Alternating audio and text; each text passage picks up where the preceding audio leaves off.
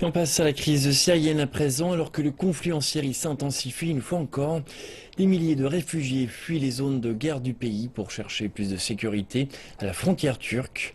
Le président turc Recep Tayyip Erdogan estime que le rôle de son pays dans l'accueil des réfugiés est disproportionné par rapport à l'Occident. Il a également critiqué les États-Unis pour leur soutien au groupe kurde syrien. Tout de suite, plus de détails. Cette question devient véritablement un point crucial des relations entre la Turquie et les États-Unis, qui a critiqué l'Union européenne de ne pas faire assez.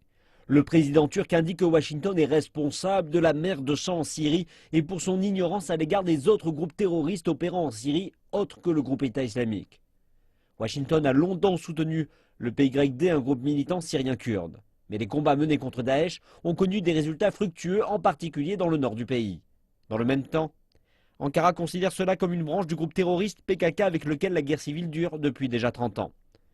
Et la Turquie doit également gérer l'arrivée de milliers de réfugiés qui se massent à sa frontière suite à l'intensification des frappes aériennes russes sur la ville d'Alep. La Turquie contribue par ailleurs à apporter une assistance médicale.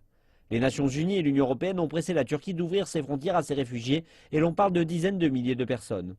L'Union européenne a aussi exhorté la Turquie de ne pas laisser ces réfugiés atteindre l'UE.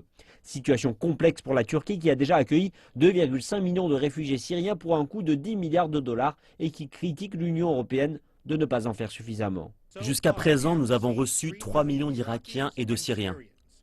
Et qu'ont reçu les autres? Quel pays a reçu quoi? 300 personnes? 500 personnes? 1000 personnes?